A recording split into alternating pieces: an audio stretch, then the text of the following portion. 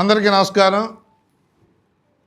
నిన్నటి వరకు 4 రోజులు అసెంబ్లీ సెషన్స్ జరిగాయి. మీరు అందరూ చూసినవే. 4 రోజులు కూడా అర్థవంతమైన చర్చలు, కొన్ని బిల్లులు పాస్ అవటం కానీ, అనేక రాష్ట్ర సమస్యల మీద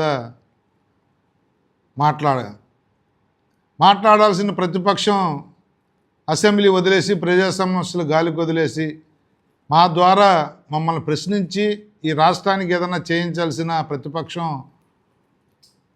అసెంబ్లీకి రాని సందర్భంలో, నేపథ్యంలో మేమే అధికార పక్షం, మేమే ప్రతిపక్షంగా ప్రభుత్వాన్ని చాలా సమస్యల మీద అడగటం జరిగింది.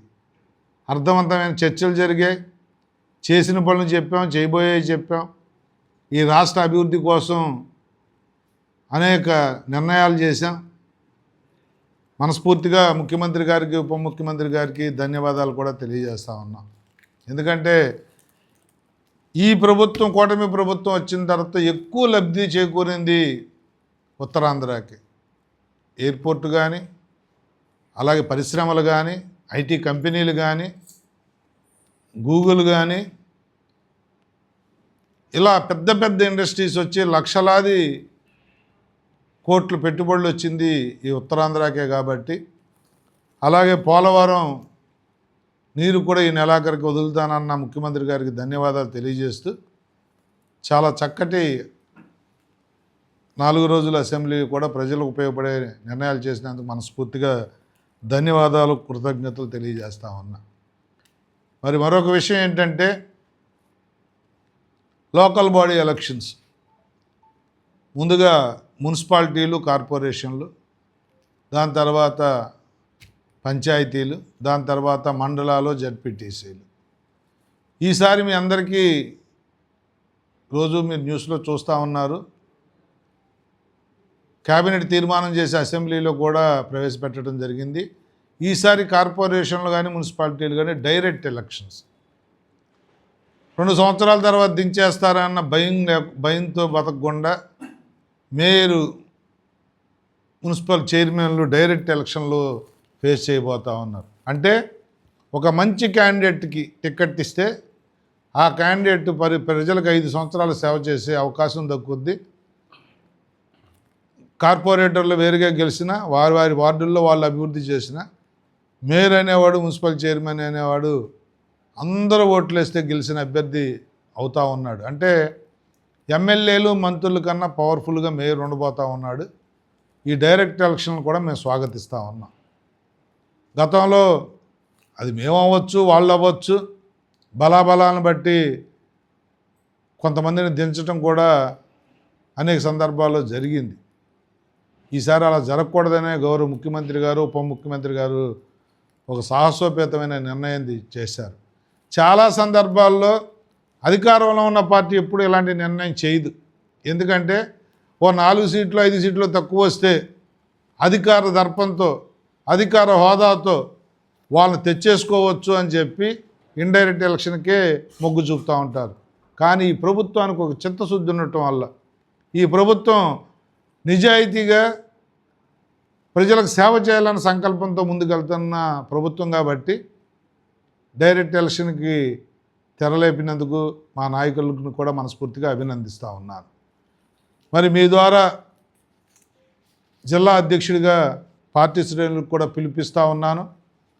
రేపు ఎల్లుండిలోనే మీ నియోజకవర్గాల్లో మున్సిపాలిటీలు ఉన్న చోట కానీ, మున్సిపాలిటీలు ముందు వస్తాయి కాబట్టి మున్సిపాలిటీలు ఉన్న చోట రేపు ఎల్లుండే మనం ఎక్కడెక్కడ బలంగా ఉన్నాం, ఆ వార్డులు తాలూకా ఇది ఇచ్చినట్లయితే గౌరవ ఉప ముఖ్యమంత్రి, జనసేన పార్టీ అధ్యక్షుల వారికి అది పంపించడం జరుగుద్ది. వారి ఆదేశాల మేరకు మీకు ఈ మాట ఇస్తూ ఉన్నాను. మనం ఎక్కడ బలంగా ఉన్నాం, ఎక్కడ గెలవగలం, మనం 100% 100% స్ట్రైక్ రేట్ రావాలన్న సంకల్పంతో ఈ ఎలక్షన్కి వెళ్తూ ఉన్నాం. ఎక్కడా కూడా సీట్ అంటే అందరికి ఆశ ఉంటుంది, ఆశతో అడగొద్దు.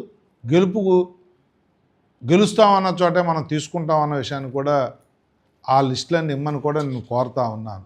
అలాగే మండలాలు కానీ, జడ్పీటీసీలు కానీ, పంచాయతీలు కానీ, ఎంపీటీసీలు కానీ ఎక్కడెక్కడ మనం గెలవగలమో జిల్లా వ్యాప్తంగా మనకున్న 7 నియోజకవర్గాల్లో అనకాపల్లి పార్లమెంటుకు సంబంధించి 7 నియోజకవర్గాల్లో లిస్టులు ఇవ్వవలసిందిగా నేను మళ్ళీ మీటింగ్ పెట్టి చెప్తాను. మీడియా ద్వారా కూడా మీకు దీన్ని గ్రూపుల్లో పెడతాను. ఇది కూడా మీరు తొందరగా విని ఇవాళ రేపట్లోనే ఆ కార్యక్రమం కూడా చేపట్టాలని మనస్ఫూర్తిగా కోరుతూ అందరికీ ధన్యవాదాలు. ఈ ప్రజాప్రభుత్వం, ప్రజలకు సేవ చేసే ప్రభుత్వం 2 సంవత్సరాల్లో స్థానికంగా మనం వేసుకున్న పంచాయతీలో గౌరవ ఉప ముఖ్యమంత్రి పవన్ కళ్యాణ్ గారు ఇచ్చిన వేలాది కోట్లతో వేసుకున్న మన ఇంటర్నల్ సిమెంట్ రోడ్లు కానీ, డ్రైన్లు కానీ, అలాగే జలజీవన మిషన్ నుంచి వారు ఇచ్చిన వేలాది కోట్లు కానీ, ఇప్పుడు 1500 కోట్లు వచ్చాయి. మన నియోజకవర్గానికి 400 కోట్లు జలజీవన మిషన్ నుంచి శాంక్షన్ అయ్యింది. అలాగే పెద్ద రోడ్లు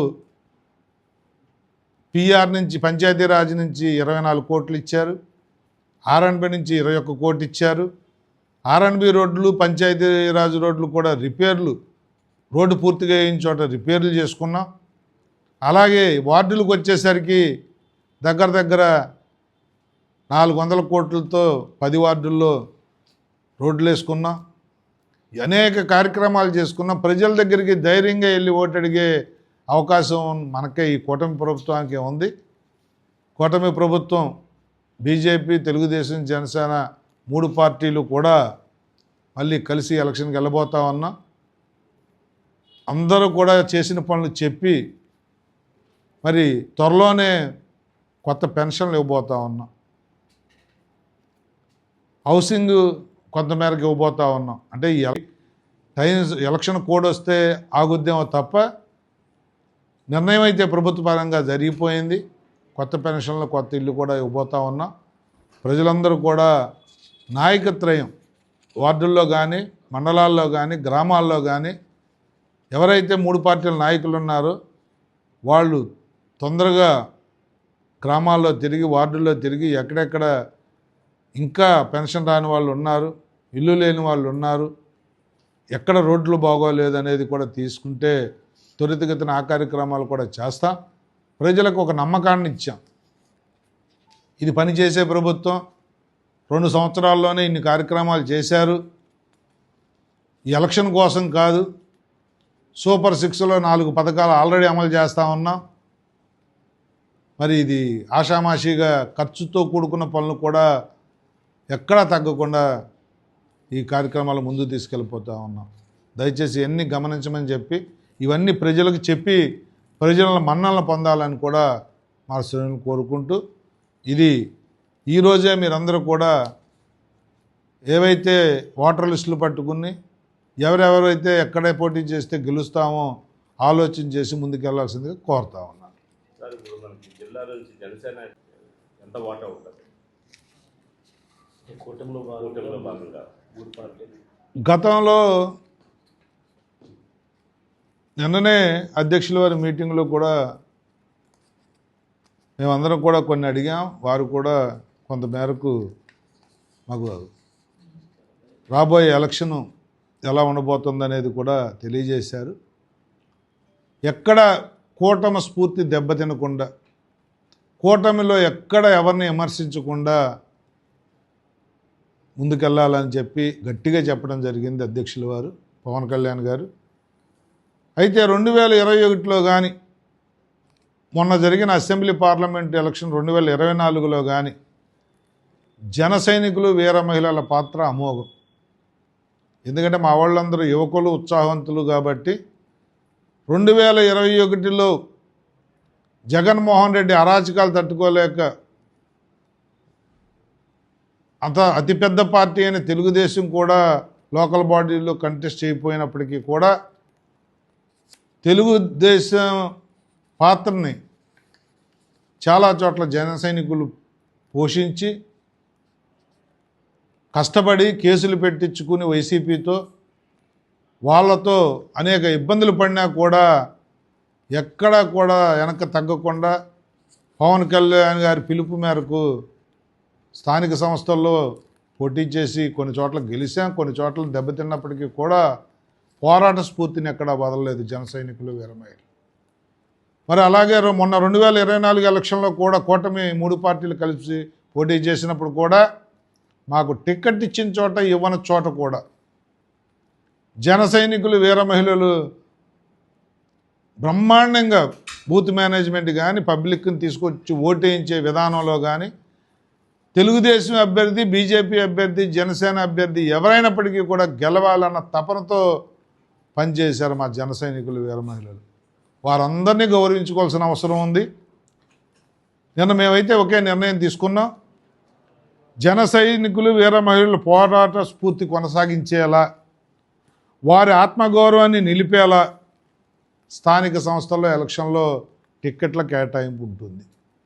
గతంలో పనిచేసి కష్టపడి ఏదైతే పవన్ కళ్యాణ్ గారి నాయకత్వం, పవన్ కళ్యాణ్ గారి పోరాట స్ఫూర్తి భుజాన వేసుకుని కష్టపడిన ప్రతి కార్యకర్త, ప్రతి నాయకుడిని కూడా గుర్తించే విధంగా ఈ లోకల్ బాడీ ఎలక్షన్లు ఉండబోతూ ఉన్నాయి. చాలామంది నిన్న కూడా అడిగారు, రేషియో ఏంటి, 21 ఎమ్మెల్యేలు మీకు 21 సీట్లే కదా ఇచ్చారు, మరి రేషియో ప్రకారం అని చెప్పి. జగన్మోహన్ రెడ్డి అనే ఒక వ్యక్తి అరాచక పాలన అంతమొందించడానికి ఆ రోజు పవన్ కళ్యాణ్ గారు త్యాగాలు చేశారు.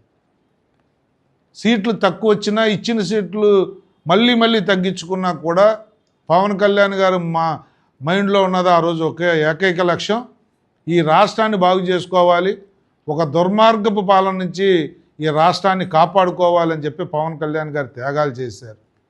అయితే ఈ స్థానిక సంస్థలకు వచ్చేసరికి చాలామంది ఆశావాహకులు ఉన్నారు, చాలామంది కష్టపడిన వాళ్ళు ఉన్నారు. మీ ద్వారానే జిల్లాకు కూడా జిల్లా అధ్యక్షుడిగా ఒక మెసేజ్ ఇస్తూ ఉన్నాను. అందరూ కూడా గెలవగలిగినవే, ఏదో సరదా కోసం సీటు అవసరం అని అడగటం కాదండి. గెలవగలిగే చోట ఆశావాహకుల పేర్లు నాకు పంపించండి. 7 నియోజకవర్గాల్లో నేను ఆ లిస్టులో అధ్యక్షుల వారికి పంపిస్తాను. ఎక్కడా కూడా జన సైనికుల వీరమహిళల పోరాట స్ఫూర్తిని కొనసాగించేలాగానే, వారి ఆత్మగౌరవాన్ని కాపాడే విధంగానే ఈసారి సీట్లు తెచ్చుకుంటామని కూడా మనవి చేస్తాం. సార్, వచ్చే ఎన్నికల్లో జనసేన పార్టీ కీలకం సార్, ఇది సంస్థాగత ఎన్నికలు అనేది.